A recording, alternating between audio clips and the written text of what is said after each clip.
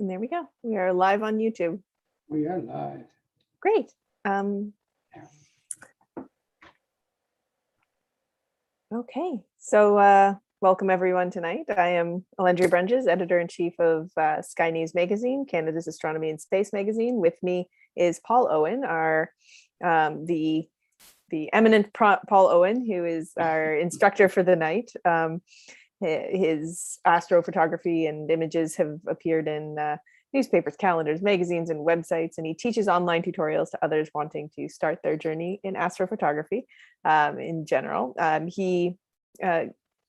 of the courses that you teach, we were just talking about it beforehand, was Astronomy by the Bay.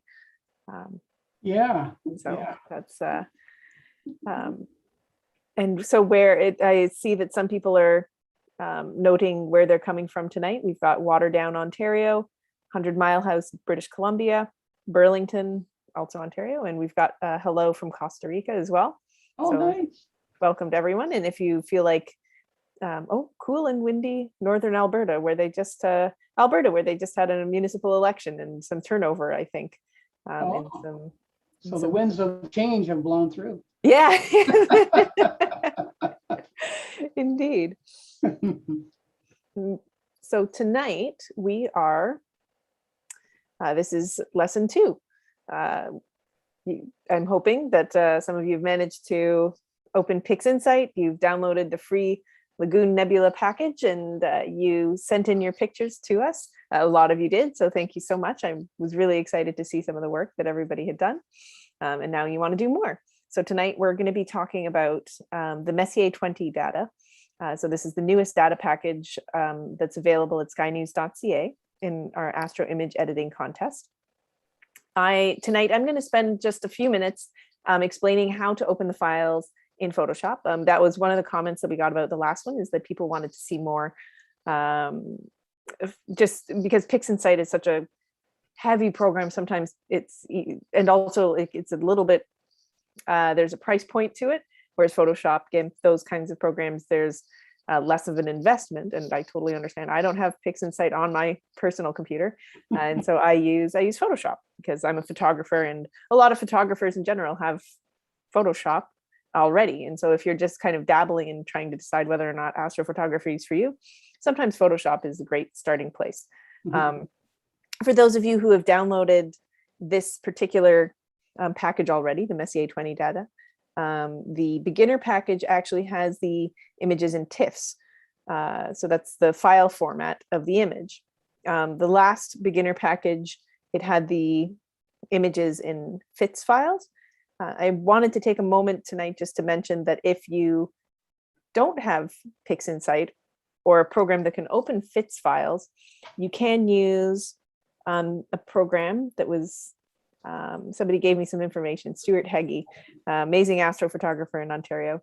He told me that if I wanted to convert files and I didn't have PixInsight, I could use FITS Liberator. It's by the Noir Lab. And I just put the link in the chat, and I will also put the link in the YouTube chat box. And so if anybody wants to, they can use that to convert.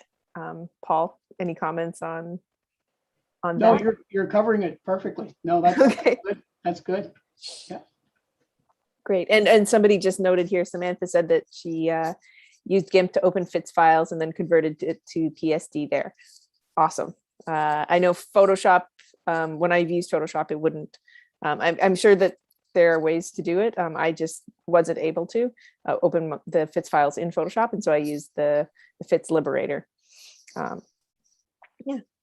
And so anything else, Paul? Any words of wisdom, any additions? Well, I guess the only thing I would have to say about either of the formats is, mm-hmm. if whichever format that you're starting in, stick with it for a while, because sometimes it's a little difficult to bounce back and forth from format to format. You get a little confused trying to figure out the speak between the two of them. But but just like you said earlier, if you have Photoshop now and you're just getting into astrophotography, and if you want to see if you want to get your feet wet, It is a very powerful program, and there's a lot of astrophotographers that exclusively use Photoshop. So it's not really any better or worse than one or the other. It's just a format choice. So whichever one you have, and if you start with that and you morph into a deeper depth into the world of astrophotography, you'll find yourself getting into it more, because what I've been finding lately is a lot of the things that PixInsight offered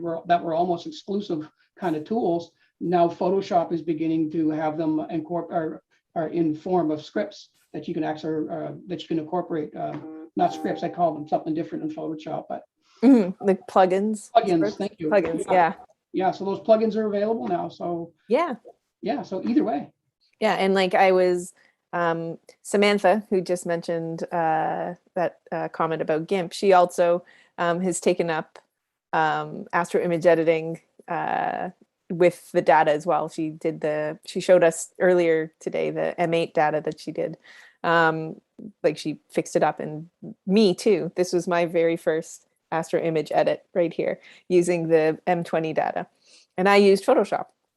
And so I thought I would start it off with just a quick how to even get the files into Photoshop, because that was one of my snags. And again, Stuart Heggie helped me out with this. And I don't remember everything that he told me because he's brilliant and had a lot. And I was like, I don't know, a can open at both ends. You put it in and then it came out. So it's like, oh, my brain. I wrote down as much as I could, but really and truly, like the first step is actually just opening up the files. So let me, I've got Photoshop open on my computer, so I'll just quickly share my screen. And let's just share Photoshop. And so I downloaded earlier today, I downloaded the beginner files, and I put them in a separate folder. I think Paul might have mentioned this a few times. Like it's really important to keep, what would you say, Paul? Like keep raw files in case you make a mistake. And then, always have backups. Yeah, absolutely. Yeah, work off copies. Yeah. And so I've opened up all of the beginner files that we had here. And really the starting point where I found myself having difficulty was actually just stacking. I didn't know how to stack. And so let's see, there are a bunch of things on my screen here that I'm going to have to move away to try and do this. There.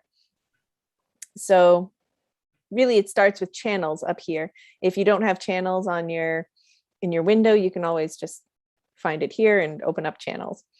And then merge channels, easy peasy. RGB, because it's this particular file has the red, green, blue, or this particular set of data. And so we just have to make sure that we're using the one that's labeled red for red, the one that's labeled green for green, and the one that's labeled blue for blue. And then that merges them all together into one. And from here, like you can do your color balancing beforehand.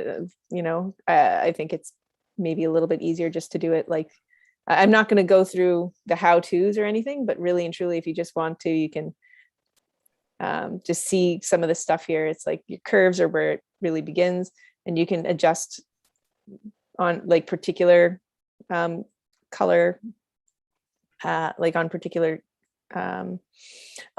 curves on particular colors, and then play around with it until you get something that looks like my background, which took a little bit of time and a little bit of finagling and a lot of advice from Stuart.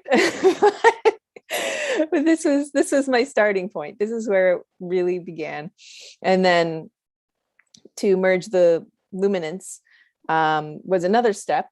But really, I just wanted to get the stacking part. Like the stacking for me was kind of that first, like, I knew what stacking was, and in concept and idea, I could theoretically do it, but I really, I was messing around with layers and trying to do it that way, and it really wasn't working. So there's my very basic 2-minute how to stack these images and in a way that you can actually start to play around with the data. Yeah. Well, you know what? That is so similar to PixInsight. Yeah. The channel combination tool is just like identical as that. If you're doing the same thing. And that's, you know what, that's neat that you showed that, because that just goes to show you that a lot of these tools are the same in a lot of the softwares that are designed to do this astro stuff. But it's just finding this one's called this, but it's the same kind of control. Yeah. Yeah. It's the terminology sometimes. Like, you know, looking up stacking or stacks on Google, like, you know, I know the word, but I end up with like stacks of pancakes. You're like, I honestly just didn't know where else to go from there, right? So, and you know, the community of people is great. Like there are tons of people. I mean, you, Paul, you're awesome. You answer a lot of questions from people. And there's a great community of people who are out there and willing to share the knowledge that they have in order to get more people into astrophotography and imaging. Yeah. No, so true. Yeah. So with that, I throw the mic back to you. Got it. Okay. Well, I mean, that's fantastic. I just like the fact that you can just take something that is very challenging. Everything in this hobby can be very challenging. And but if you just take it and break it down into little sections, little bites, because you don't need a whole meal at once. You just have a little bit here and a little bit there. It's much more enjoyable when you do it that way. And at the end of it, you know what you had. You know, so and I find that this is the same learning process for me. Is if I'm trying to develop a workflow, I want a victory. I want to know, how do I do this? And once I got that done, that's great. That's in my satchel. It's in my toolbox. I know how to use that tool now. Now I'm going to learn the next one, and now I'm going to learn the next one. And as you work those out, then you'll start to realize the flow that it takes, because you're going to do this first, you're going to do this next, you're going to do this next, and eventually you'll have, you know, maybe a set of only 7 or 8 or 9 tools to be able to take an image and at least have something that's in color that you can share with your friends. And it's all those little intricacies in between that you'll get your finite detail, and that you'll get your, you know, you start to get better at, and all that stuff. And that'll all come in time. So absolutely. Little victories. Yeah, I like that concept. Yeah, me too. Me too. It works. Okay, so so what I didn't do last session, and I thought about it after, I thought, well, I'll just save it for this session, but I'm not going to save it for the end. I'm going to mention it now, but I'm going to do it on the end so that you can hold me to it. And that is, I forgot to show people how to save the file and how to save the project, so that when you're done with it, and if you want to go back to it and continue, or go back and reconfigure or whatever it is, there's a way that you can leave all your tools on your desk and just put your desk away, and then bring your desk back out, and all the tools will be there just the way you left them. And I forgot to show that, so I do want to show that when I'm done at the end tonight, if that's okay. It's a very, you know, probably 2 or 3 minutes, but it's a very important part of being able to keep working on the same project over and over. Yeah, absolutely. Okay, so we are working on the Trifid Nebula, and what a fantastic piece of data we got from the robotic telescope in California. And for those folks who are interested in wanting to get their feet wet in astrophotography, there's lots of free ways you can do it. And through SkyNews, they've got this absolutely wonderful program where you can download the data from probably better gear than you'll probably ever own in your life, and take that gear and take that data, which is so good. And it's actually taken under the better skies. And, you know, if we live in Canada, you're not going to have skies like they do down in California. So you're going to get extremely good data, and it's really fun to work with rather. And so you've got that going for you. And then you can download free samples of PixInsight. You can download, or if you already have Photoshop, that kind of stuff. So there's nothing stopping you from trying to get into this hobby without actually investing into the equipment if you don't want to. And the robotic telescope is an absolute gem for a tool to do that. So you should spend some time on the SkyNews site and look at the robotic telescope. It goes right to it, tells you all about it, anything you want to know about it.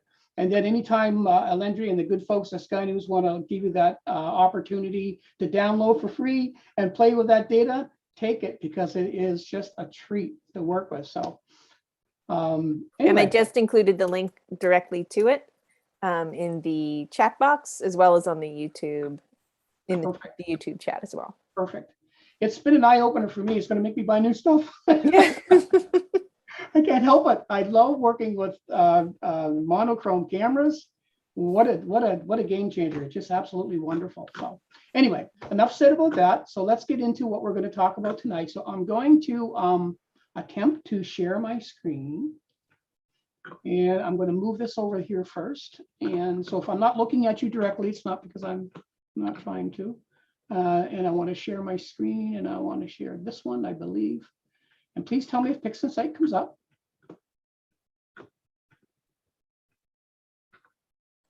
It's up. It's up? Oh, It's good. up. Okay, so you can see a picture of M20 right there? You betcha. Perfect. Okay, well, I'm going to shrink that little guy down for the time being. Okay, so what we're doing today is we're going to process M20, the Trifid Nebula, and last month's target was the Lagoon Nebula. Down the road, if you folks really get into this hobby and you have a nice camera with about 100 and maybe 100 millimeter lens, you can actually point that target and then point to the area of the sky that these are and get both of them in the same field of view. So it's a really cool target. It's a southern target. So that's where all the goodies are in the Milky Way. Is in that southern end of the Milky Way. It's just so much stuff up there.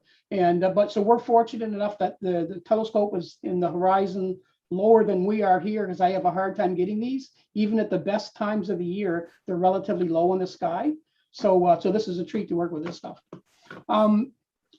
Last time we were dealing with hydrogen alpha data. This time we will not be using hydrogen alpha data. We're going to be using red, green, blue, and luminance.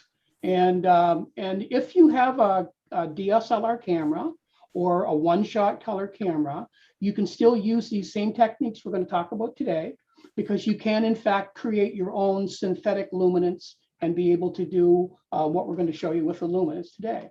I'm going to cover a lot of the things we covered the last time, but I'm going to kind of breeze through some of the ones because there's some other tools that we didn't use last time that I think we need to use this time. And I wanted to kind of spend a little time maybe on the tool itself and show you how to use it and the reason why you use it.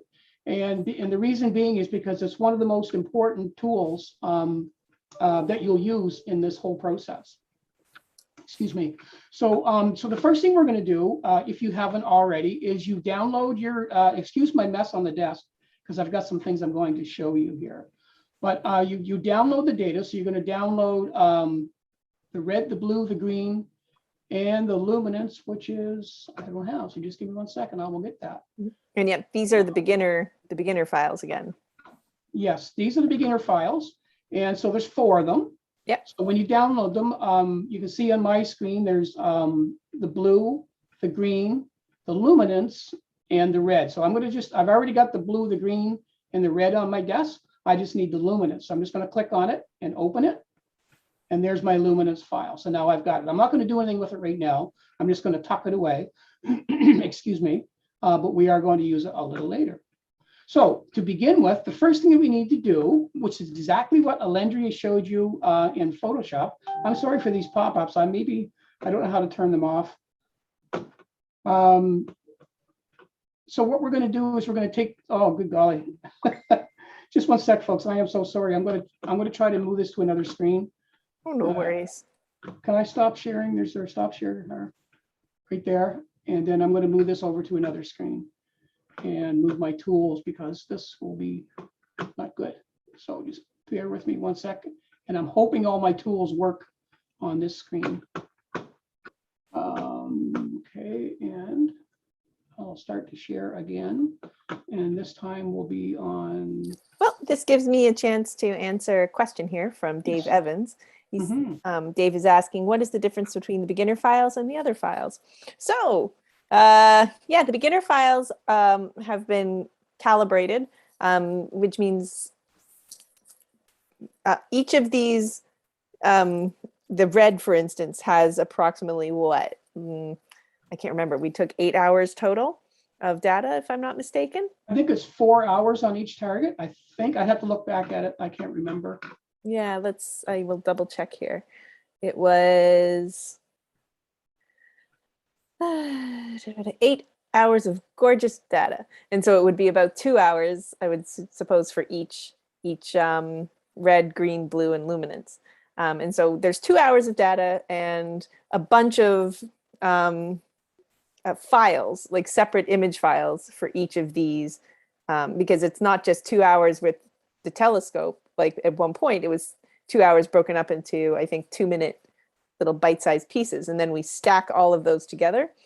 And we also take different types of darks, flats, bias. Calibration frames. With donuts and, to get rid of the dust and any kind of light that accidentally gets into the telescope wherever. And this is something that Paul kind of went through in that first session, I think. I did go through that in the first session. Yeah. You did. Yeah. And so so the beginner it's all stacked and ready to go, ready and set. The intermediate, we've given a little bit more opportunity for people to play around with that element of it. And then level 3, the expert, is all of the raw files, so that you can do all of that work yourself. And now you can go ahead again, Paul. That's good. I'm glad you explained that because when you go ahead and buy a camera and some equipment, it's not just taking the pictures and now you've got a master light. You've got to take a bunch of different stuff to calibrate that and take out all the garbage out of the picture. And then if you're doing it with a monochrome camera, you have to do it 4 times because you got to do it once for red, and then you got to do calibration for red, once for blue, calibration for blue, green, and then of course luminance. And then you end up with the data that you can pick here on the beginner data, I guess we call it. But you will, if you do get into the hobby, you will learn how to do all that stuff. And that stuff is really not difficult. It's just more those little bite-sized pieces that you got to learn. That's all. Yeah, exactly. And so the beginner data is a great place to start so that you don't have to worry about all of the, each little piece of dust that was on the telescope. Somebody else, Stuart Heggie, has worried about that for you. Yeah, exactly. Okay, so I'm going to try to share the screen again. And we'll see if this works out for us. Going to share and let me know if that shows up on the screen. Let's say you have to read an incredibly long email. Is that sharing now? It is? Okay, perfect. We're good. All right. Okay, so back to where we were. So basically we need to download the red, the blue, and the green. And basically the red data, when you do download it, we got this screen up there, don't we? Is there a way to get rid of that? We didn't. We were going to figure that out, and I guess we didn't today. So I have to drag this down just a little bit there. That's okay. So we've got this data up here now. When you stretch the data, and what I mean by stretch is we're just going to basically just open it up and have a peek at what's in there. And on the very top, there are 2 little TV screens. One with the radiation nuclear button on it, one with the nuclear button and an arrow. So if you press this one, this will open up that to show you the picture. If you want to see it a little bit brighter, just go ahead and push the one beside it, and it makes it a little bit brighter. But this lets you look at the individual red data. And you may be saying to yourself, but it's not red, it's gray. I don't understand. Well, anytime that you're taking this information through a monochrome camera, it's only taking in gray information, and you have to assign it a color. And that's what we're going to do in a moment when we put all these channels together. Then it's going to turn into a color image. But this red data, I have to tell this little tool I'm going to use that you go in the red channel. That's where you need to be, and so on and so forth. So let's do that now. So we're going to just take this and slide that over. I'm going to open each one, the blue and the green, and there we go. So then we're going to open up our channel combination tool. Now I've got mine over here. If you do not have your workstation set up the way that I do, then you go to Process, All Processes, everything, all of your tools are in alphabetical order. So we'll just go down to where it says Color Combination right here, and you just click on it, it'll come up on your screen. And actually all my tools are going to come up on the other screen and I have to drag them over. So here we are. Now I was doing another thing, so I'm going to turn that to RGB. So that's the first thing you want to do is reset your tool so that there's nothing in any of the parameters. And make sure that you hit RGB because you'll want to make an RGB image, a red, green, and blue image. So all you're going to do is take your blue and drag and drop it into the blue, the B for blue. If you don't want to drag and drop, you can open up the file drawer. When you open up the file drawer, it will show you everything that's on your desk. Anything I have open that's a file, it's there. So I want to put in next, say, I forget which file drawer I opened. Sorry, let's try that again. I got talking and I got lost. Okay, the green one, yes. I'll open up the green file drawer. So I'm just going to open that up. I'm going to look for my green, and there it is. And I just simply hit OK, and the green will populate. I prefer to use the drag and drop because I don't have to look for stuff. And I just put it in there. And I'm just going to unstretch that image. So now we've got the red, the green, the blue in there. I can shrink these down and put them away in the corner. Now they're out of the way. And now that I've got that done with the same process that Allendria did, I'm just going to simply execute this tool. And now I have a red, a green, and a blue image. I'm going to turn off that channel combination. So the first thing we need to do now is decide, and I'm not going to get into the cropping part of this because there's other things that I want to get into. What a crop would do, I'll tell you why you would do it, but I'm not going to necessarily get into it just to save some time.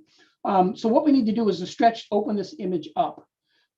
There's two ways you can do it. You can stretch it up here with those those two little TVs, or you can use what they call a screen transfer function.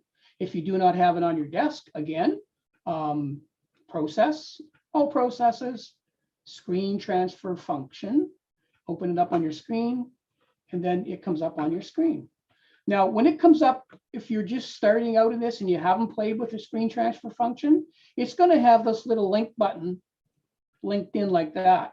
So when you first open this up, and if you're not familiar with combining channels, you're going to say, okay, I want to see what's in there. And it's going to, oh my gosh, it's red. It's only a red picture. What am I going to do? Don't panic, folks. It's just not calibrated yet. And it's got a lot of red bias to it. That's all. But if you want to see it for what it really is, simply unlink that little chain, and then screen transfer function will use its own little mind and say, you know what, this is based on what I'm seeing. This is what I think it should look like. And now you've got a red, green, and a blue image. Okay. And again, this is not permanently stretched. This is only so that we can see it. If it's not bright enough for you, then you can go up to that little TV up there with the up arrow and make it brighter so you can see a little bit more what we're actually dealing with for a photo. So now we've got some nice red, green, and blue data together. So that's the first thing that we need to do is to combine them and create the channel, create the image. And then we would have done a dynamic crop. The reason that we would do a crop is the same as if you're cropping a photograph at home. You don't like Uncle Joe because he didn't buy you the Christmas present you were looking for. So yeah, you want to crop him out of a photo. It's the same sort of thing. So so basically you would just take your dynamic crop, turn it on, and then you can cut out pieces you don't want. The reason that you use a crop on Astroimages is because when you stack your images, when you've got, like Allendria says, you don't just have one image when you're done, or when you're done taking your data, acquiring your data, you could have 100 images. And maybe, and with those 100 images, you got to stack them all together. Well, throughout the night, your camera's going to shift and things are going to move around. So through the magic of PixInsight, they will actually take all of those photographs. Just think about putting one over top of another, and then sometimes you have to turn one of those images because it's not the right angle. So out of 100 images, you probably got a fair bit of turning to do. So when you do that, it leaves what they call artifacts, stacking artifacts. And on this particular image, there are some stacking artifacts right over here, and you can see on that outer line, there's a lot of kind of blotchiness there. It's the only spot in the image where there's actually stacking artifacts right there. So typically what a crop would do, you just take that and just kind of cut that piece out so that you wouldn't have to deal with it. So that's what you would do with dynamic crop for, and that's the reason that you do it. Unless your image is not centered, and then you can position your image the way that you like.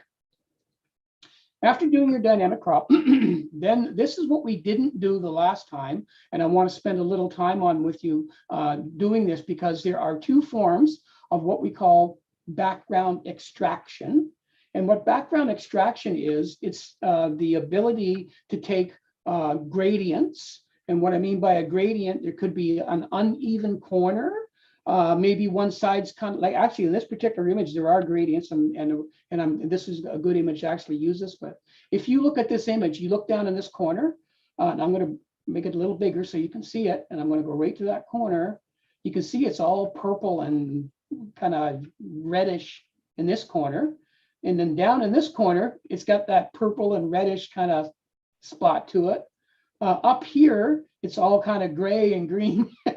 So there's all kinds of funky stuff going on. It's a rainbow. It's yeah, it's just all kinds of stuff going on. Now, a lot of the times where you get these gradients, it can be from street lights, light pollution. You could have a moonlit night. You could have something going on in the atmosphere. You might have, gosh knows where you could get some kind of interference that's going to create these kind of gradients. So the dynamic background extraction job, or the background extraction, is to kind of clean up all of those areas so we can have a nice flat background throughout the whole image and not be dealing with all these funny little processing colors. Now, there are two forms of background extraction.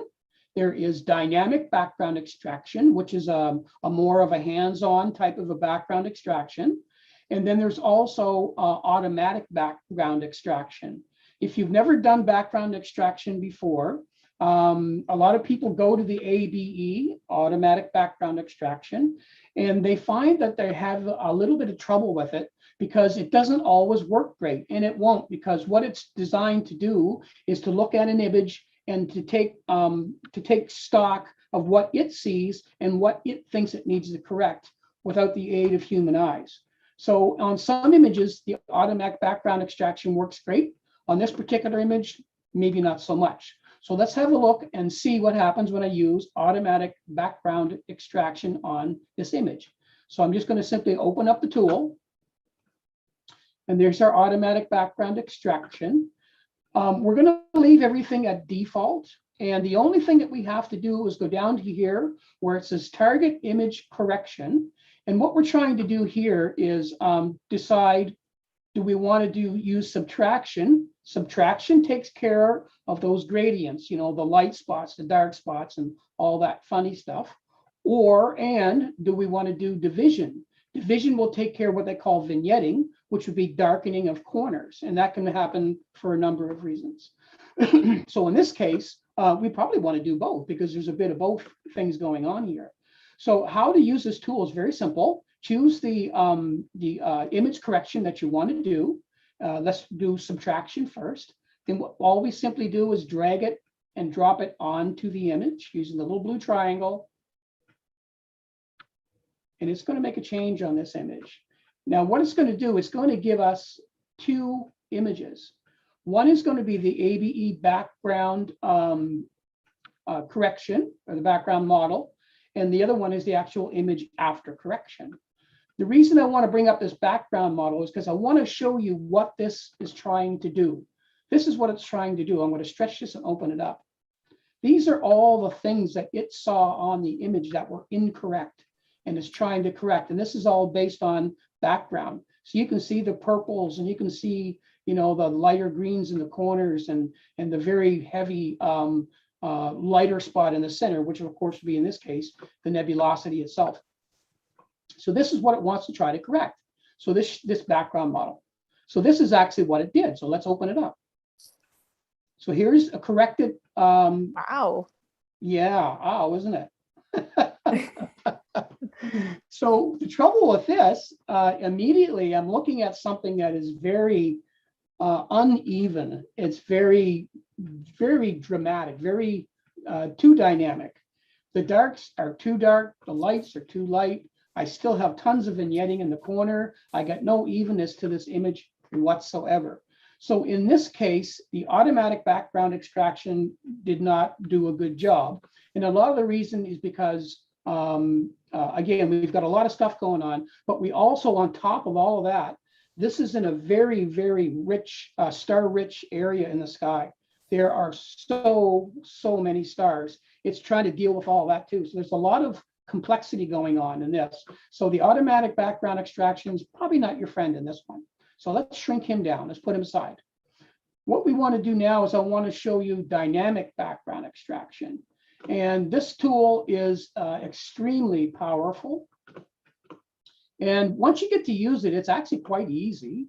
I just turned it on and you're probably looking at the tool and you think, oh my good golly, what am I going to do with all that? And it's really quite simple when you break it down into the little categories. But when I open this up, it just put a few of those little points on there. I'm going to just reset the tool and show you exactly how it works. And it's really, once you understand it, it works really quite simply. The first thing we want to do is we want to go to our sample generation because we want to put little sample points on the image. And where we want to put those sample points are the spaces that are giving us trouble, like in those purple corners and all that stuff. So, so what I'm going to do here is I'm going to, first of all, increase my sample size. If I just use, I'll just put a click. You just take your mouse, find a spot on the image and click it. But you see how small that is? Like that is not covering enough space in that image to really do much good for me. So I'm going to resize that. And I'm going to use 50. 50 is a good sample size for this. I'll resize it. Now you can see how much larger that sample size is. If you look at the screen up here, as I move that little sample around, you can see where I'm dragging it over the image. I'm dragging it over stars. I'm now dragging it over the nebulosity. Where we want to place these little sample places are not on bright stars and not on any nebulosity. We just want to place it on places where there is background. So where I'm going to start with it is I'm going to go down to the back of the corner here, down to that purple. See how it changed purple? That corner, how it's almost green in that corner. So there's some correction we're going to do. Yeah. So I'm going to put that little spot there. I'm going to open another one. And it's just a matter of laying your mouse on a spot. If you happen to lay it over a big star, it'll look like this. It's no good. And it'll actually turn red and they won't use it. They won't allow you to use it. But you can go up to this little X here and you can actually delete it. So if you make a mistake and place it wrong, or you can just pick it up and drag it somewhere else. So what we want to do here is just lay this on the places that are giving us trouble. So I'm going to put a whole bunch of them down here in this little corner because I want to get rid of that purplish kind of thing that's going on. We know now by looking at the image that there's a whole bunch of it going on down here. And if I put it over a couple of stars, it's okay. And the reason that I made the sample size so big was that because I'm going to have far more background than I am going to have any star. So it's still going to use the background and not the star to sample it out. If my sample points were too small, if I hit it over a star, and if the star is more than a quarter of the image, then it's going to muck up your star. So we definitely want to use about 50 sample size for this, and just start laying them in places that there's no nebulosity. If you lay it on nebulosity, it will skew your nebulosity, and you don't want to do that. So we're just going to lay it in places again, just in this image, and I've done it a few times. Primarily just in the corners is where I'm going to work. There is a red spot that will rear its head to you right here. So again, make sure that you go to places that don't have nebulosity, but don't have bright stars, and just keep putting your sample points there. And it takes a few of them to really get a good coverage, especially on this image where it's so, there's so much irregularity in the background in this one. I want to put a whole bunch of sample points here, and I'm just going to keep doing it. And I won't do it too much longer because I want to get into actually showing you what's going to happen. But I do want to make sure I handle those bad areas, that's called. So once we've got all our sample points in place and we're happy that we've covered the background, well enough that, because what we're trying to do is to take each one of these corners and make them even, make it each one virtually the same as the other. So I'll just put a couple more sample points and that's it. I know this may seem laborious, but actually it's kind of fun once you start doing it. So there, we're done. So now we're going to have to do this twice. So I'm not going to want to have to repeat this process of putting all of these sample points on the next one. So all we do is we take our little triangle on the bottom, drag and drop it. And I've just created another tool with all of this already built into it for our second run. So we only have to ever do this once. Once we've got that done, then we're going to go down the same as we did with our automatic background extraction, go to our target image correction area, and we're going to select subtraction. That's the first thing I want to do to it. Once you've selected subtraction, you've got all your sample points where you're happy with them. We know that they're not on any big stars and they're not on any nebulosity, but yet there's plenty of them to try to mitigate some of this unevenness. So then we just drag and drop onto the image. It's going to create two images, just like the last one did. I'm just going to set this aside. It's going to give us our background model. So this is what it's going to try to correct. And look at all that stuff that it wants to fix. And let's see how it did on its own. Let's stretch this one. Whoa, now that's much, much better. Yep. Look at that, all even, the colors are the same and all the corners. There's still a little bit of purple here, but we're going to go ahead and we're going to do our division to take care of some of that as well. So now that we've got that done, all we're going to do is we're just going to close this tool. Sure, and it's going to say, do we want to close this? Yes, we no longer need that image. That's gone. Now we're going to open that tool again. Remember we cloned it? Yep. There it is, and as soon as I open it, it drops all the sample points back down to where I had just dropped them on the last session. Okay. So the only thing we're going to do now, any different, is we're going to choose division. So this is just another way. If you want to know what division is, you can lay your mouse over it, and it'll explain to you exactly what it does. Usually it gets to the business down at the very bottom. So basically, it's just telling you that it takes and it corrects for things like vignetting and a few things like that. That's what it does. Any one of these tools that you use, if you just lay your mouse over it, excuse me, it will explain to you what that tool does. So it's set up nicely that way. Okay, so let's go ahead and let's now do our division. Same process. It's just going to work at it just a little differently. Okay, so we've got that done. So let's move the tool out of the way. Let's have a look at our background. You never have to look at backgrounds if you don't want to. I like to look at them to make sure that it did something. Oh my gosh, yes. Okay, so, and now let's look at what this tool did for us. Usually the second go around, you don't notice that much more of a change, but look at the evenness in that image. And this is extremely important to start with a nice even background, because as you start adding color and start doing things, moving some dynamic things around, anything that's uneven will rear its ugly head with every little move. And by the end of the day, you're going to have an image that you don't know, is that nebulosity or is that just color blotches? So, so you really need to extract that background noise and even things up. It really makes a huge difference. Once you get that done. I have two questions here that have come in. Okay, I'm just going to close this off and sure. And then we can take the questions. Okay, one question. Is the process of subtraction and division similar to using a flat frame? Yes and no. A flat frame is, yes, I guess you could say yes.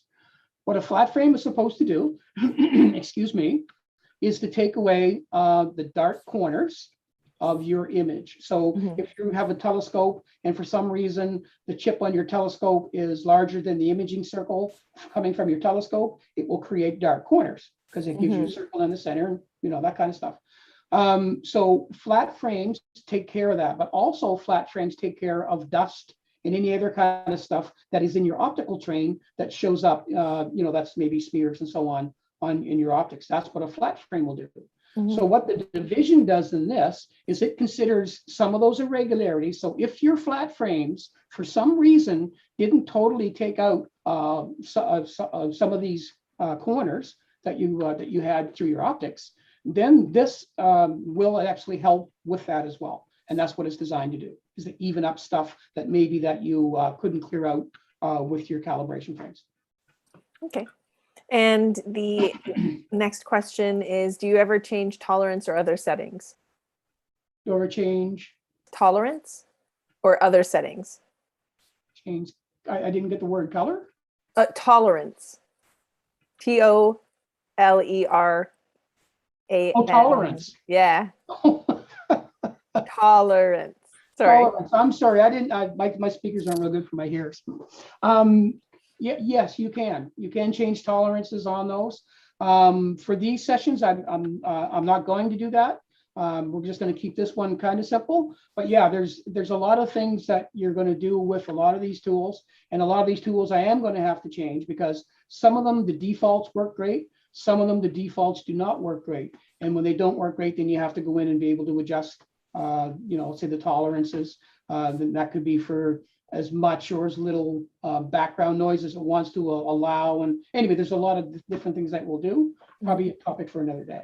Okay. Thank you. Okay, so now that we've got our background nice and even, we need to color calibrate the image. So color calibrating just simply means that we need to line up our channels. We need to line up our reds, our greens, and our blues so that they're all nice and even, so that at the end of the day with our backgrounds, they are going to look nice and smooth and natural. So how we do that, there's a number of ways to color calibrate. For those who are just getting into PixInsight, the easiest way to do a color calibration, and it's very effective at the same time, is to go to Script. Oops, sorry, apologize. Script, Utilities, and Auto Color. Auto Color will do what these other manual tools will do, and it does it quite effectively. I've done it on this image a few times. So all you do is press Auto Color and take your hands off, have a little drink of your soda. Here's mine. Cheers. There you go. And it's going to do its magic. It's going to go ahead and it's going to analyze all the colors, and it's going to analyze, which colors are stronger, which colors are not, and then it's going to try to give you a nice even amount of each color. And it's very, very short. This is it's not a CPU intensive tool, so it doesn't take very long to do this at all. Okay. Easy peasy. There we go. And ta-da. And anytime you do anything that is linear, you want to unstretch it and then restretch it. And then it will look the way that it should look. So never. You had me worried there with that blue. Yeah, you said, uh-oh. And I've done that many times, let me tell you. So yeah, so anytime you're doing anything that's that is in the linear form, that you have a stretch on while you're doing it, unstretch it after you do the function and then restretch it, and it will show you that it actually corrected things. So now we have a nicely color calibrated image. If you want to check to see if that's calibrated correctly, you can go to Script. You can go to Easy Processing Suite. I'm just going to do this because I just want to show you. Easy Soft Stretch, and I understand. I'm not sure which one that is. It's DBE. So I go to DBE. And there you can see, there's the image, and you can see all the colors are lined up. Okay. So that's good. So that tells me that that calibration was effective, did a fine job. So now we have a correctly calibrated image. We have a nice even background, and before you do anything else in this system, these are the things that you need to do, and always do these things first. And that's why if you look at my workflow on the side, I lay my tools out in the manner that I do them. Once you get into it, you'll start bouncing around a little bit, but for the most part, if you're just starting out, do your dynamic crop. Then do your background extraction, whether it be automatic or dynamic. You can try the difference. And then do your color calibration. Once you've got that done, then the next thing we want to do is we want to take care of some noise. We got some noise in this image, right? So let's have a look at that. And you can see that there's lots of noise going on there, especially when you go into the darker areas. So we need to take care of that noise. Because the more that you have that noise, And the more you try to play with it without doing this step, then all of a sudden you're going to have all these blotchy colors all over the place. And you don't want that. So we need to take care of that noise and smooth that image out. Very simple thing to do. We go to what we call multi-scale linear transfer. Again, if you don't have it on your desktop, you go to Process, All Processes, Multi-Scale Linear Transform, and that tool will pop up. And there you have it.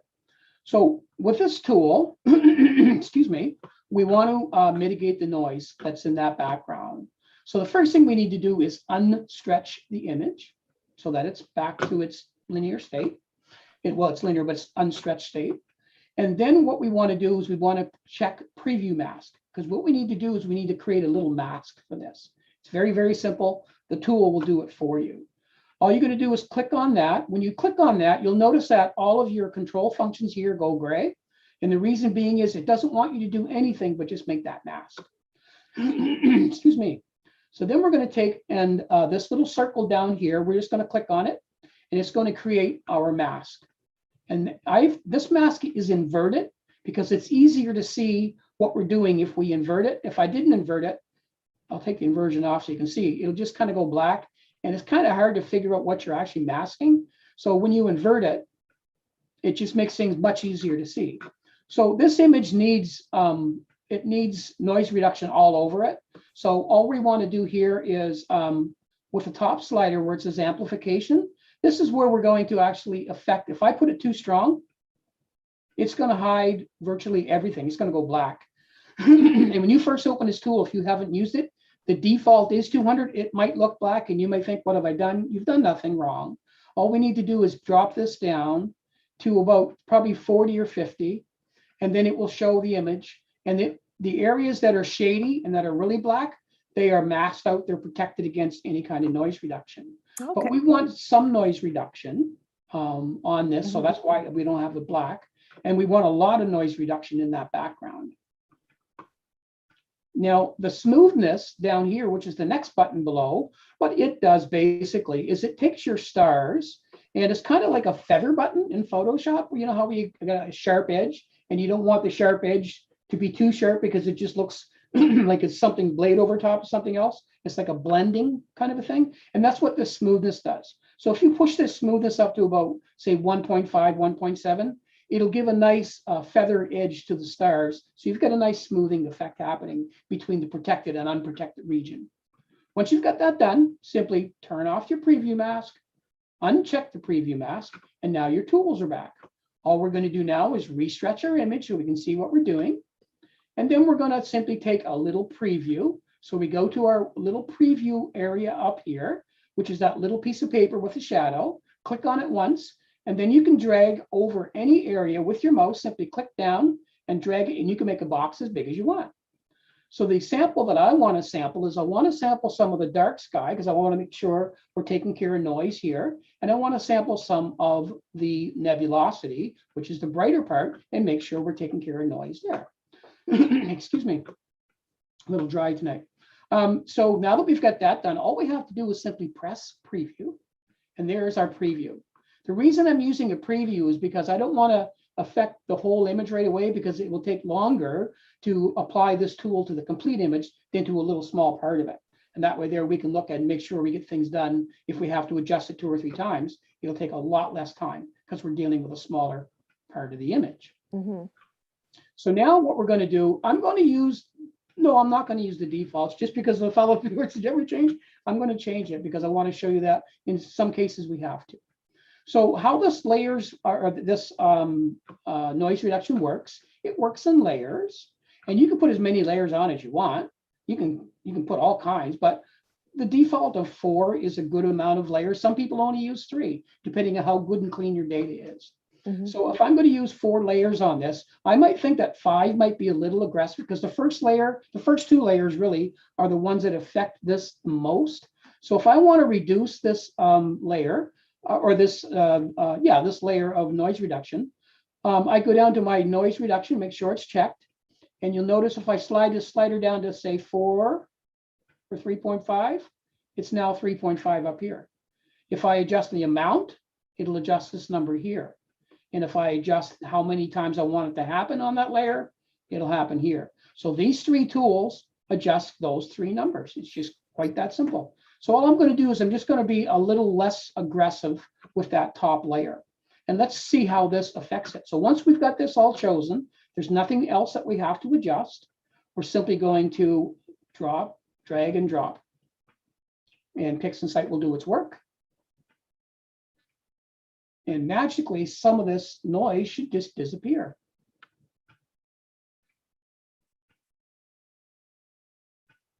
And it's going through its stuff. It doesn't take very long. Oh, we did get a question I can ask. Yes. Yes. The question was, can you use easy denoise? Yes. Yes. You can. I'm glad that whoever that was, brought that up, because I want to briefly talk about the easy suite that you can download and put in here. And what Easy Suite does, it takes a lot of these things that I'm doing now, and it takes a lot of the manual stuff out of it. So it's kind of like a plugin for in a lot of cases. And so I will cover that tonight, just briefly, just to show you where it is and all the things that it does do. And it's absolutely, and I'm glad that whoever was brought that up. Thank you very much. Bruce Murray. Yeah. That's wonderful. Okay. Okay, so let's have a peek and see what this did. Now I'm in at about 400%. So you're never going to look at your images like this unless you're a pixel peeper like I am. Yeah. And up here, anytime you do a preview, there's a little undo and do preview button right here, which is the same as your main one, but it's just for previews. So that way there you get undo and do. Can you see? Wow. Yeah. Huge difference. Yeah. It's amazing how much noise that mitigates. It just really cleans it up, right? Yeah, it really does. Yeah. So basically from this, if I'm happy with the amount of noise reduction I have, then I can go ahead and move on. Now, normally I wouldn't be, I would tweak with this probably another 10, 15 minutes, but I'm not going to do that today. But I just want to kind of show you how the tool works and the basics of it. So now that we've got that done here, we need to apply that to the actual image. So we're just going to click on the image. Now we have the whole image open, because remember, we just did that to the preview, right? And now we're going to take and drop this on the image. Now it's going to go ahead and do it on the image. It's very quick, because once you've done it on the preview, it already knows what it's going to do, and it automatically applies it very quickly to the overall image. So now let's look at the image, and let's go to the area, and we can go to before and after. That's great. Yeah. Before and after. Huge, isn't it? Yeah. I would probably run that again, but anyway, we'll do that in another day. Okay, so that's good. So that now completes everything that we want to do at this stage to our red, green, blue image, except I'm going to turn off the multi-scale because I no longer need it. I'm going to turn off my preview, and you can just click on your preview and then simply go down and delete it. And now you're left with the image. Before I put this image away, I'm going to rename it.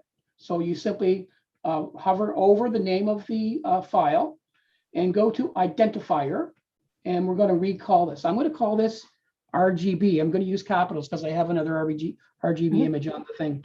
So RGB. Okay. And now that's our RGB image. It's ready. It's ready to the point we're going to stretch it and turn it from linear to nonlinear. But actually, you know what? Let's do that now, and then it will be totally done, because we have to do it anyway. So that will be the next stage before we get into doing our luminance. Excuse me. So now we're going to stretch our image. There's two other steps, and I think maybe as we morph into this a bit, and where we've seen these steps over and over, there are steps in between that I want to show you that will make a huge difference in star color and a huge difference in preserving stars without making them blow out. But I won't get into that now because it's you know, it's just more stuff to do. So, but effective, and we will touch on it later in the series. Okay, so we're going to do that. So now we're just going to stretch our image. So what we're going to do is we're going to turn off the stretch. And what most people that start out in this with PixInsight do is they'll turn on their screen transfer function first. And then what they'll do is they'll stretch the image with the screen transfer function. We can actually link this up now because remember, we've already color calibrated. So we're good. So we're just going to simply press that little radiation button and the image will stretch. It's not stretched aggressively. If you want to make it a little bit more aggressive, you can do it, but we're going to stretch it with another tool, which will allow us to do that. So again, when we're using screen transfer function, this is not a permanent stretch. The tool we're going to use now, which is histogram transformation, is a permanent stretch. And this is the tool we want to use. So it kind of has two histograms on it, and you'll see why in a second. So what we're going to do, this is really, really simple. We're going to take that stretch that's on that image now from our screen transfer, and we're going to grab that little blue triangle in the corner, and we're going to drop it on the bottom bar of that tool. You will immediately notice that our white line has changed. Our curve has changed drastically, but our picture didn't. Why? Because we only transferred the information to the tool. We haven't taken it from the tool to the image yet. So what we're going to do now is we're going to take that from the tool to the image. It's going to turn white. Do not worry, because all you're going to do now is turn off this one.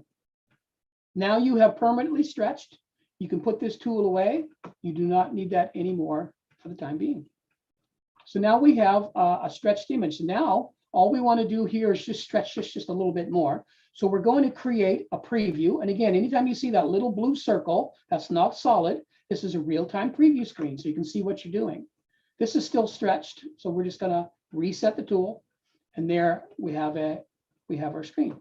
So now all we want to do here is stretch this a little bit more. So we're going to check that little thing here, and this is going to track our image. It actually puts up our histogram on the screen, so we can see what we're doing when we're making adjustments, not only visually, but we can see what we're doing here, making sure our colors don't get out of whack. So all we're going to do here is just simply increase the stretch just a little bit more, because I just want this just a little bit brighter. Not too much, because the luminance will take care of it. And if I'm happy with the looks of that, then I want to transfer to the other one. All I have to do is simply hit the square, and this will apply it to the main image. Now I'm going to reset the tool, and that's what the main image looks like now. To keep your background in check, it's not done randomly by using your eyes and hoping you get it right. Once you do it enough, you will be able to look and see. But in the time being, I'm going to have to push my screen up so you can see this. Oh, darn. Be able to see that? Yeah, okay. Down on the bottom, whoops. Down on the bottom here, when I put my mouse over the screen, you're going to see some numbers. You're going to see 3 sets of numbers right here where I'm putting my mouse. So you can see where it says 42, 34, 38. If you go to the can see it, yeah. Can you see it? Yep. Okay. So if you go to the black part or the background part of your image, not the nebulosity, it says 15, 14, 13. Mm-hmm. So I like to keep my image background between, say, 10 and 13. So if I'm looking around, I'm just moving around in different parts of the image, and I'm getting an average of about 14 on that. I might want to darken it a bit. So I'm just going to take that little tool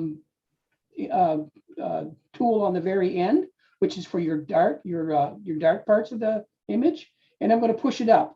And as I push it up on the bottom, you'll notice that the histogram is going towards my left, which means it's getting a little darker. So I will do that without blowing it out. I don't want this to touch the edge, because then I'll start losing data. I just want it to stop there.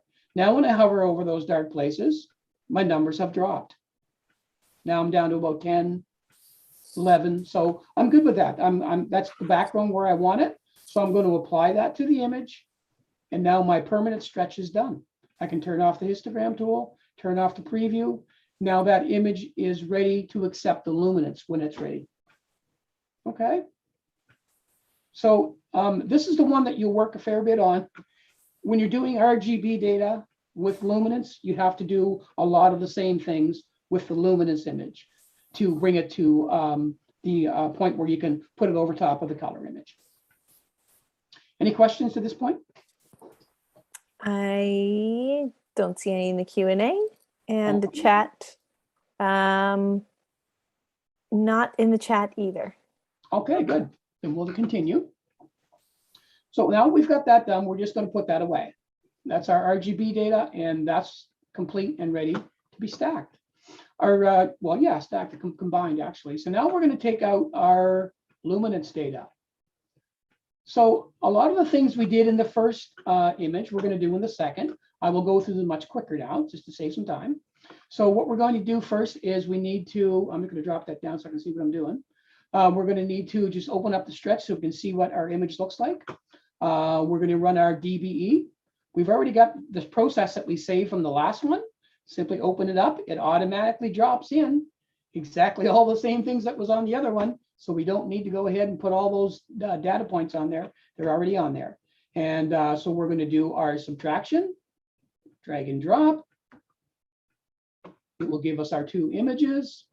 I'm just going to move some of these totally out of the way. These actually don't even need to be here, but I'll just move them so that they're not disturbing there.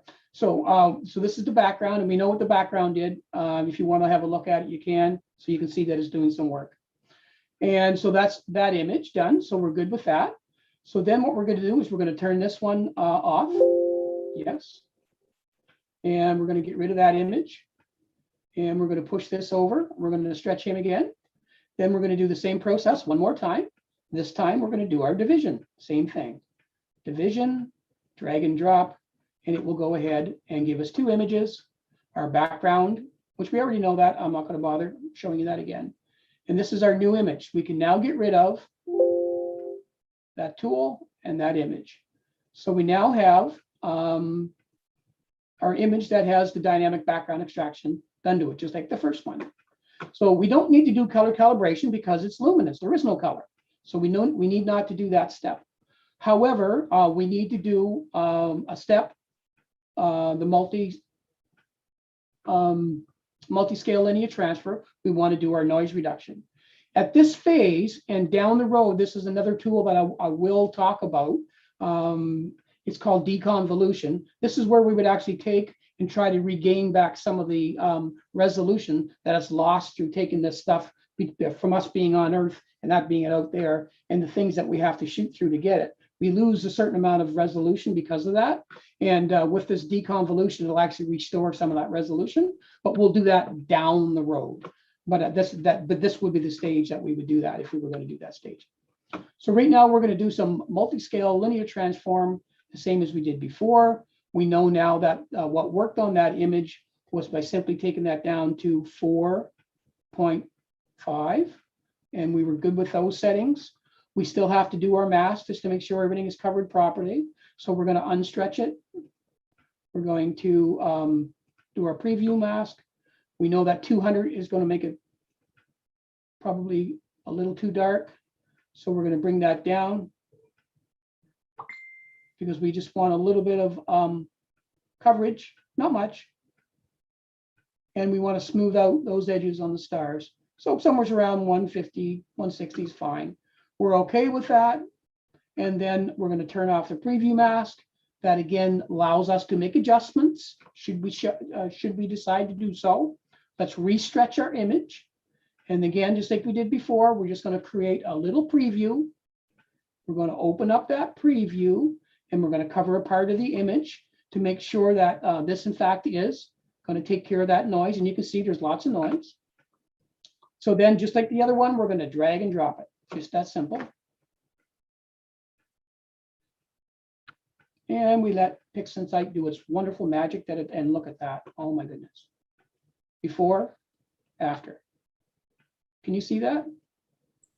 Oh, very much so. And it's extremely important that we get it right on this because the luminance part of this image, the luminous part of the process is the most important part because that's where you're going to get most of your detail is from the luminance. Yeah. So then there is a question here from Edward Mizzi. Would you have done decon on the RGB image? No. That we already okay. No. In fact, on the RGB image, once you kind of get doing this a little bit and you start getting into these other things we'll talk about down the road, you'll find that lots of times you might even take that RGB data and just slightly blur it. So deconvolution is the opposite. That's convolution. So yeah. So you might even do that depending on the kind of data that you're working with, the image scale, all that other stuff. But you might do that. But on color, no. you want to do your deconvolution on your luminance. And Right. like I said earlier, if you have a one-shot color camera or a DSLR, you can create a synthetic luminance and still be able to do these techniques. Okay, so having said that, we found that it was going to work, so we need to apply that to the overall image. So let's do the overall image. It's done just that fast. And let's have a look now. So before, after. Even on the white, the really bright stuff, I see a huge difference. But really, you can see it in the darker stuff. Before, after. Amazing. Okay, so we now have taken care of our noise reduction on that. So I'm going to get rid of that preview. Delete. And I'm going to rename this loom because it's a very long name. Yeah. So I'm going to call this loom. L-U-M. And let's see if it'll take it. Sure, that name was available. Okay, so that's loom. So now this is much smaller. The reason I do that is as you add masks and other things, as you drag them on top of this image, they go in this sidebar. If this name is really long, sometimes you don't know where to put it, right? So by shortening the names up, you've got a much cleaner workspace. Okay, so we've got that done. So we've got that done. So really, we are ready to stretch this image. Make sure I did everything. Yes, we're ready to stretch this image. So we're going to do the same sort of thing. Again, there are many ways to stretch an image. There is the way we're going to do it here right now, which is histogram transformation. You can also use, which I think the next session I'm going to use is what they call a masked stretch. And the masked stretch will preserve the colors and the stars much better, so that as we stretch with histogram transformation, it stretches everything equally. So sometimes it'll actually blow out some of your stars. But when you use mask stretch, it actually stretches it in layers, in lightness layers, and it really does a much better job. So, but in any event, this still will do a terrific job. Not to say that this is not a good way to do it. So what we're going to do is unstretch this image, and I'm going to put that in a drawer. It's just pinging like crazy. I apologize for that. Popular guy. So yeah, so we're going to stretch this image. So we're going to open up. If you want to just keep it like, just so as you're starting out, kind of keep doing the same thing. So let's use our screen transfer function to give it a little stretch. And then let's open up our histogram transformation. This is keeping things the same each time. And so that as you go through this, then your muscle memory will kick in a lot of it. So we need to reset that tool. And now what we're going to do is we're going to take our screen transfer function and simply drag and drop it to the bottom over here. And that's created this. Now we're going to take that and drag and drop it onto the image. We know it's going to turn white only because we're double stretched. We're going to take and turn the screen transfer function off, put that tool away, and now we have a permanent stretch. Now I want to track this image properly, so I'm just going to hit the reset button and I'm going to hit the track button. You'll notice now all the color stuff went away because this is not a color image. This is just a black and white image. So we're going to create our preview. And again, always use that little circle. It gives you a live preview. So before you apply it to your actual image, you can do the adjustments you want on it. We're going to reset that. And now I want to stretch this a little bit more. Because this is luminance, it should actually brighten your image. So don't be afraid to give it a little bit of lightness. But don't get too overly aggressive with it, because if you go too sharp, too much, what will happen is as you start to really increase the lightness of your image, your star sizes will also increase. They'll start to bloom. And then when you place this over your RGB image, your star size will increase. And that's okay if it's just a tiny little bit, because we'll shrink the stars later. But if it's a lot, if it's too aggressive, it's going to just basically wipe out the color of all your stars. So you just want to basically just do that gingerly. I'll use that word. And what I look for is this has a lot of, I'm going to stretch it quite heavy so I can show you something. You can see there's a lot of very light nebulosity all around this image. So when I was placing those points, you'll notice that I didn't place them in places that there were a lot of this nebulosity, because it would have skewed the nebulosity. Right. So, but I did that only because I worked on this image enough, so I figured out where I was. So, so what you want to do here, I'm going to take that stretch down because that's way too aggressive, is you just want to be able to see the structure. You want to see the structure of this. There are a lot of dark dust lanes in here. There's a lot of really nice, beautiful, reflective nebulosity that's being lit up, like in this area, because this is all hydrogen alpha. When it turns out it's going to be pink and this area will be blue. And so there's a lot of stuff in there structurally that you want to see. And how you do that is by looking at, it's almost like processing a black and white image. And you want to kind of make that a nice detailed image, but you want to, a certain amount of good contrast too. So I would say probably about there would probably be okay for that stretch. And if I'm happy with that, I'll just simply apply it by hitting the square. Don't worry about that. That's just a preview. That's what your image looks like. And if I'm okay with the stretch, then I'm going to turn off the histogram. I'm going to turn off the stretch. And now we have our stretched luminance image. So it's all background extracted. We've cleaned up the noise, and we have a nice amount of brightness and detail that we can now combine with our RGB. So now it's combine time. So let's take our RGB image out. And if you just press the two triangles on the bottom, the two squares rather on the bottom, it will do what they call an optimum fit. And if I do that the same to this image, optimum fit, and both those images are now the same size. Not that they have to be, but it's just, symmetrical. So then we're going to take our LRGB combo this time, because channel combination does not have luminance in it. We need the one that has the luminance, thus the LRGB combo. So we simply open it up, or you can find it through the areas we found it before. And what we're going to do is we're going to turn off the red, the green, and the blue, because we're not transferring anything except luminance. We want this tool to apply the luminance to our color image. Once we've got that done, you can check chrominance noise reduction. It does a little bit of noise reduction as it applies it. Once you've got that done, it's simple. You take and drag that little triangle on top of your color image, and let PixInsight do its magic. Oh, it failed. Why did it fail? LRGB combination, source image not found. RGBL. Uh-oh. Oh, I know what I did wrong, and I'm glad this happened. I made a mistake, and you're saying to yourself, oh no, you made a mistake. How am I ever going to figure it out? Anyway, all I did is I didn't put my loom. I didn't tell them what image to use. See, PixInsight will not let you make a mistake. So you take your luminance and drop it into the luminance. Now I'm going to apply the luminance. Oh, it's lovely. Here we go. Now we'll go ahead. There it'll, yeah, it's off to the races. And that doesn't take very long. Just doing now is going through the noise reduction that we checked off. And we're at 94% already. It's really, this tool is quite quick as well. There it is. So now if we go before, look at the RGB image, before, after, before, after. So you're saying to yourself, oh my gosh, where did all the color go? Well, that's because we just added a whole bunch of luminance on top. We're going to put the color back in. So now that we're done with that and we're done with this, we'll just shrink that and put him out of the way. Now we've got our image. So now we have an RGB with luminance.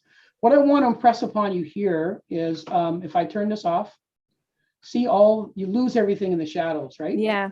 It's all gone. When we add that luminance in, look at all the detail that's revealed. Definitely more detail. Yeah. Yeah. And that's the whole idea behind the luminance, is the detail. So what we want to do now is, if I'm a newbie, I don't want to take too many more steps with this. I just want to have a nice image I can show my friends, because I'm trying to keep an eye on the time. I think we're going over. So I'm going to take my curves transformation tool, and I'm just going to add a little color to this. So I'm just going to simply open up my image preview. I'm going to go to my saturation, and I'm just going to push my saturation in the center. And here comes the color. Oh, there it is. There it is. Yeah. And it's just that simple. And if you're happy with the look of that image, and I think I would be, then I would simply say, okay, I'm going to apply that to the image. It's now applied. Don't worry about that. That's just a preview. Close that, and ta-da! There you go. There it is. M20, the Trifid Nebula in RGB and luminance combined. Beautiful. Noise reduced. Now, what I was going to do that I forgot to do the last time, we'll show you how to save it. Yeah. Important step. Very important step. Very simple step too. All we do, go to File. Yep. Save as. And wherever you want to put your file, you choose where you want it to go. I'm saving mine in M20 SkyNews. Mm-hmm.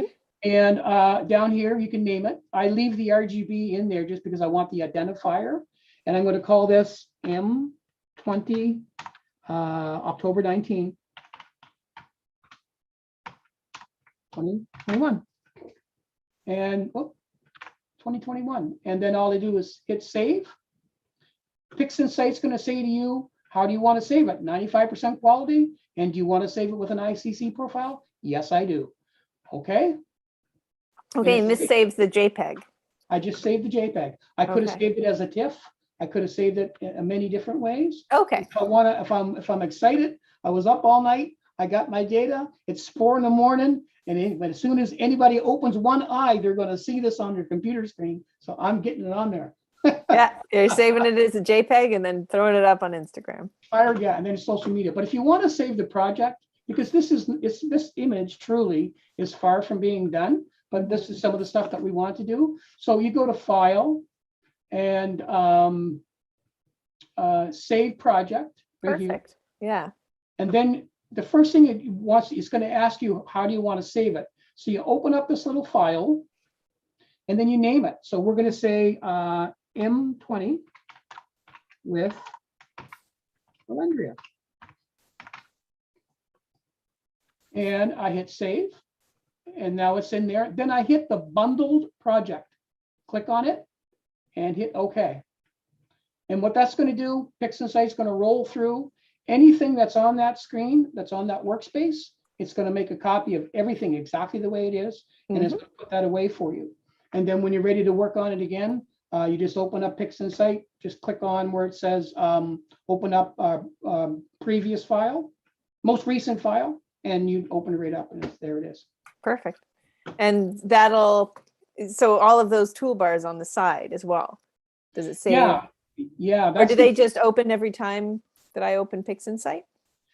If each time, we're going to do it, like after it saves it, we'll actually open it up and we'll show you what it'll do. Like, so if there's other things we want to have a little chat about, because it'll take a few minutes to save. Okay. Oh, Dave Evans asks, why only 95% quality? I just happen to go with that. The difference between 95 and 100, I don't know that there's much difference. Yeah. I just don't push it up. Yeah. But you could.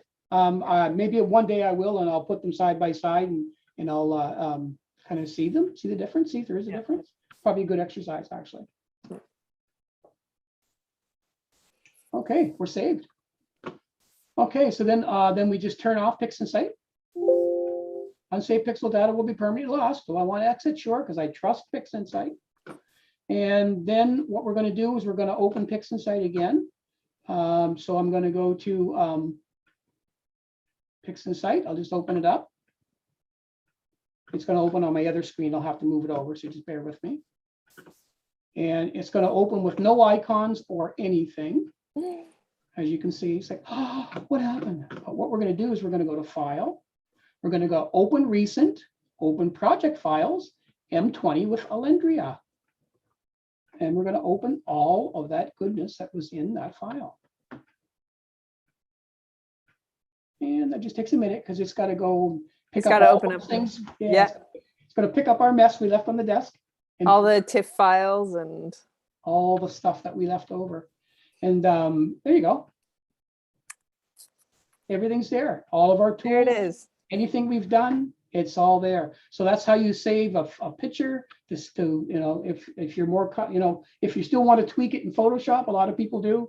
Take it over there, and you can play with it some there, and go ahead and put it up on screen or whatever. Or save your project so that when you want to go back to it, it's preserved exactly how you finished it, and you can go back on any step when you want to. We can cover that stuff later too. Great. Bruce Murray asks just one quick question. How do you get your icons in the right panel?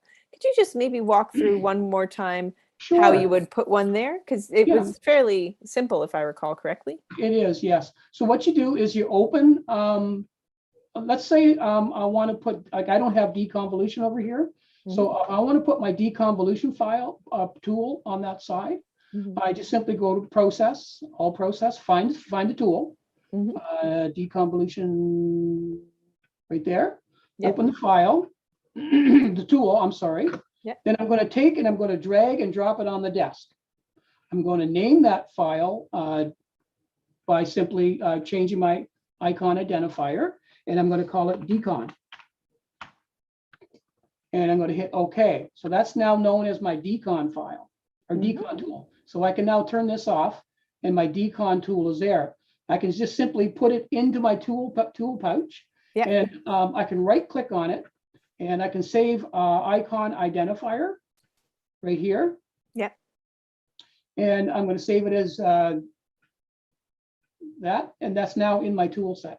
And I can put that over there. So when I open and close anything else, I now have that in there. If you want to put a whole bunch of tools and save them all, just go to the top and click and drag over all of them, turn them all blue, and then right click, and then you can save selected icons, and you can actually save it as a preset in PixInsight. So when you actually open PixInsight, it'll give you a bunch of different presets that you can open, and you can call it, if your name's John, John's icon set. And then every time you open up, John's icon set comes up. So you've got your tools ready to go when you're ready to start a project. Perfect. Does that answer the question? I think so. Edward asks, do you keep all of your original calibrated, etc. files? So do you keep all of your files at different steps, I guess? If I'm working on something and I know I'm going to work it over and over and over, I probably would. But if the question was which files, the original calibrated, those ones? No, because these ones here, if I delete them from here, and I will just to show you, say delete, it always asks you, do you truly want to delete it? Yep. Delete. Yep. And delete. The reason I can do that with these ones is because I don't really need them anymore. They are still, if I go to open my file set, open, they are still here. I haven't deleted them from my file satchel in my computer. I've only deleted them from the screen because I don't need them anymore. And a lot of this stuff just takes up wasted space. And there we go. Yeah, it wastes space. So and here I was going to show you some other stuff here, but we'll do it at another time. But what you want to do is keep your desk as decluttered as possible. And then that way there, you're not running into 4 or 5 images stuck over the other. And you're starting to apply something and it gets stuck on the third one by mistake. It's very easy to do. So yeah, as you are finished with a file, as you're going through your workflow, you should only really ever have 2 images to work with. The one that you're currently working on and a luminous one if you have that. And then all the other stuff that you would have open would be masks and things like that you're going to be taking off and on and that kind of stuff. Great. And last question here. Can you go through the bullet points of the steps you just did tonight? Just the overarching, we did stacking, stretching, noise reduction. Just trying to remember the order of everything. Let me show you how you can do that. This is so cool. If you go to your RGB on your image, click on it, right click on it. It says you can load your History Explorer. So let's load it. And here is all the steps we did. So we started out, the only thing that it doesn't show is your background extraction. And maybe it did actually, background neutralization. Then we did color calibration. Then we did multi-scale to take care of the noise. And then we changed it to RGB. And then we stretched the image. And then we combined the luminance with the RGB. And then we added a little bit of color. So there's all your steps right there. So anytime you want to see what it is that you did to the image when you reopen your project, you can go there. Tonight, I used it because I was working on this image earlier. Mhm. and I had these really funky looking rings around the stars. And I was trying to figure out, how did that happen? Where did it happen? So all I had to do is take my back arrow like this, keep going backwards until I came to the spot that the problem was. Mhm. And then I just simply open up my history. And right there, see the arrow? Right, there it is. And that tells me, oh, that's where I made a mistake. That's the thing I got to fix. Mhm. So the history that is so easy to keep. But if Mhm. you want to take a screenshot of what we did, I'll leave that open for a second. Whoops, I just want to go long. Hold on here. Show history. There. So if you want to just take your cell phone and just take a shot of that, then you can see all the steps that we went through. Mhm. Or pause the YouTube video when we're done tonight. You can watch it on YouTube. You Yeah. can see it again, rewind it over and over. Yeah. That's what I do. Yeah. Not mine, but I mean when I'm learning stuff. And Mhm. here's the other thing that I didn't mention, and I want to make mention of this because it's important, is when you find the image that you're working on, if you've taken the picture yourself and you've got it in your computer, find an image that you like, that you want it to look like, and then keep that on one of your screens and use that as reference. So that if you're making color adjustments, if you're making adjustments to the detail or anything like that, sometimes we go astray because we have no point of reference. But if we have an image that we're trying to emulate and trying to practice and work with right there, then we know, okay, no, my colors are going astray. I need to stop and fix this. Or, that detail, I've just lost it because I blurred it out too much. I need to stop and fix that. Always have a point of reference. And if you do that, you'll find that your imaging session will be more successful. Yep. And one last question. Are those typically all the processes you apply before stretching? Except for deconvolution. Mhm. I might do a couple of other things, but not We'll really. get into them future episodes. Good feature stuff for sure, but Yeah. but typically to the stretch point, that's kind of Yeah. most of the things that I would do. Yeah, I would say. Yep. Okay, perfect. And Ed says thanks for that one. So, okay, great. Well, I think that's about it here tonight. This, as I mentioned before, this video will be available on YouTube, on our channel, Sky News Magazine. And I posted the link earlier, I think, to the first session. And so the second session will be on that same channel. And once again, Paul, you're awesome. Thank you so much for being here tonight and for talking us through everything. And yeah, any last words? Anything to note? If I may take a little plug, Sunday night astronomy show. If you haven't seen it, we have it on YouTube. It's Astronomy by the Bay YouTube channel. It's our 100th episode this Sunday night. We do a live show every Sunday night at 8 o'clock on that channel, and there's 3 of us. We have a ball, and we talk about everything from processing to equipment you might need to current news. We have these fun facts we do. We have these binocular targets that we do every week. It's a lot of fun. So, but our 100th episode, we're just going to have a ball. So if you can come on and you can get onto it from Astronomy by the Bay Facebook page or YouTube page, and come on and have some fun with us. Great. Awesome. Well, thanks again for coming out and sharing your knowledge with us. And I hope everybody has a chance to download the package and play around with it. And have a great night.